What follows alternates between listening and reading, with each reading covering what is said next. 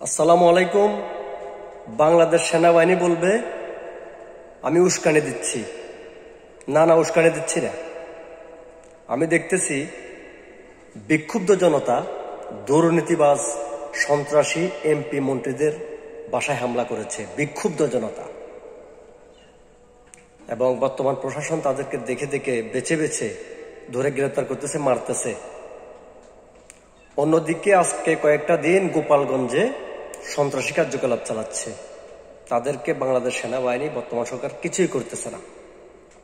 আজকে শনিবার সেনাবাহিনীর সদস্যদেরকে এক ধরনের পিটিয়ে কমপক্ষে 2 থেকে 3টা সেনাবাহিনীর গাড়িকে তারা জ্বালিয়ে দিয়েছে গোপালগঞ্জে। বাংলাদেশ সেনাবাহিনী তাদের বিরুদ্ধে কি অ্যাকশন নিচ্ছে, কি নিবে আমি বুঝতেছি না। সরাসরি সেনাবাহিনীর গাড়ি জ্বালিয়ে দিয়েছে। বর্তমান বাংলাদেশে সেনাবাহিনী নিয়ন্ত্রণ করতেছে, সে সেনাবাহিনীর গাড়ি জ্বালিয়ে দিয়েছে। সেনাবাহিনীর লোকদেরকে সম্ভবত মেরেছেও। কি একটা অবস্থা! বর্তমানে নতুন সরকার বিক্ষুব্ধ জনতাকে দমন করতে ব্যস্ত। লুটপাট করা, দুর্নীতি করা, মন্ত্রী এমপিদের সম্পদ বাঁচাতে ব্যস্ত।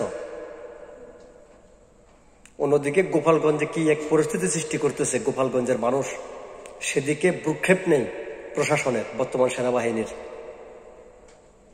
আমি বলবো অতি দ্রুত গোপালগঞ্জের জঙ্গি সন্ত্রাসীদের বিরুদ্ধে ব্যবস্থা নেন।